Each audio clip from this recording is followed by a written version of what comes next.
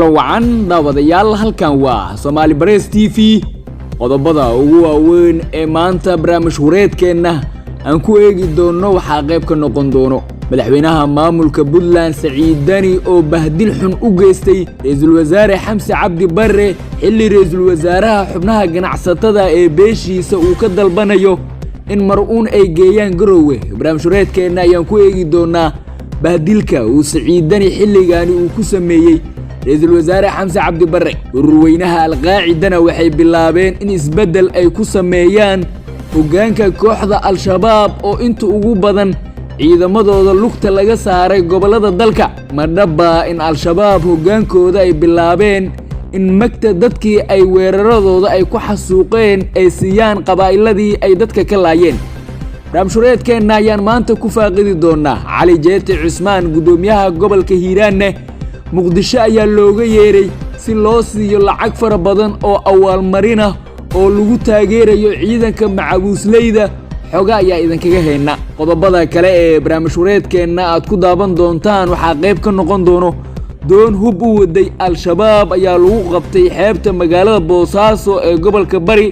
doontaasi hubka ay waday iyo cadada uu la egyahay barnaamij wareedkeena ayaan ku eegi doonaa maxaa ka jira in laga keenay doonta hubkani fara badan siday dalka Yemen qodobada iyo sidoo kale qodobo kale oo xiiso leh ayaan maanta barnaamij wareedkeena Somali Press TV saaxiibayaal aan ku eegi doonaa balse haddii ay tahay markii kugu horeeyay aad soo booqatay channelkeena waxaan kaa codsanaynaa inaad rukumato si ay kuu soo gaaraan wararka iyo warbixinada xiisaha leh ee halkan aan soo gelino mahadsanidin dhammaantiin maanta aan ku bilaabo barnaamij wareedkeena madaxweynaha dowlad goboleedka Puntland Saciid Cabdullaahi Dani oo tan iyo markii la magacaabay ra'iisul wasaare Xamse Cabdi Barre aana ku qanacsaneen magacaabistiisa ayaa wuxuu bilaabay bahdil xun uu geysanayo ra'iisul wasaare Xamse Cabdi Barre ra'iisul wasaare Xamse Cabdi Barre ayaa kol sii horeysay isku dayay in booqasho uu ku tago magaalada Garowe ee xarunta dowlad goboleedka Puntland balse Saciid Dani ayaa ka hor istaagay booqashada la sheegay in ra'iisul wasaare Xamse Cabdi Barre uu ku doonayo in Garowe uu ku gaaro sababta la xiriirinayo in Saciid Dani uu diido booqashadii Garowe uu ku gaari lahaa ee bahdilka ku ah ra'iisul wasaare Xamse Cabdi Barre ayaa la sheegay in Saciid Dani uu khilaaf kala dhaxeeyo Axmed Madoobe oo ay si hoose beel ahaan isugu dhow yihiin ra'iisul wasaare Xamse Cabdi Barre ra'iisul wasaaraha ayaana xubnaha ganacsatada ee ka soo jeeda beeshiisa ka codsaday in Garowe mar'uun ay geeyaan isla markaana uu la kulmo Saciid Dani si tabashada kala dhaxtaala labadooda ay halkaasi uga wada hadlaan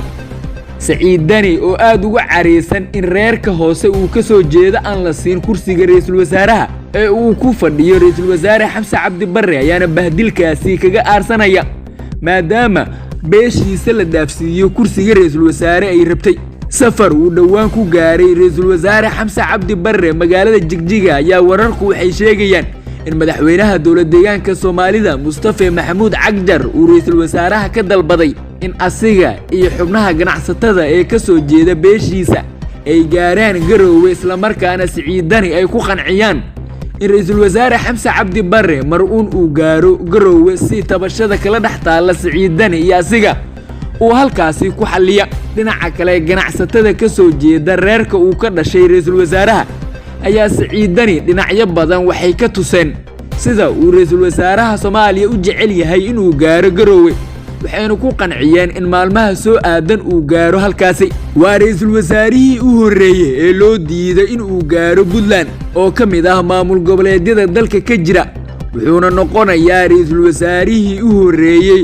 oo dhul uu ra'iisul wasaare ka yahay ay geeyeen ganacsato ku reer ah taa oo ceeb ku ah dowladnimada iyo sidoo kale ra'iisul wasaare Xamse Cabdi Barre dadka shacabka ayaa isweydiinaya ilaa iyo goormee qaab qabay loo galbin doonaa ra'iisul wasaare Xamse Cabdi Barre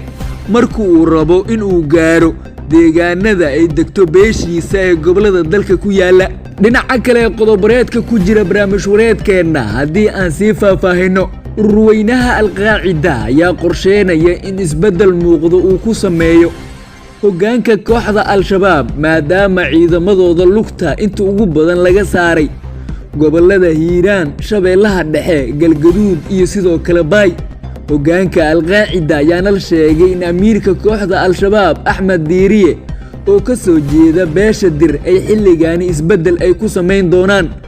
iyagoona ku beddelaya hoggaamiye ka soo jeeda beelaha hawiye musharaxiinta loo saadaalinayo in lagu beddelo hoggaanka sare ee kooxda al-shabaab waxaa loo malaynayaa in laga soo dhex magacaabo beelahani kale ah beesha abgaal amba beesha habargidir iyo sidoo kale beesha xawaadle oo hoggaanka kooxdaasi noqon doono si hoggaanka kooxda al-shabaab isbeddel muuqda loogu sameeyo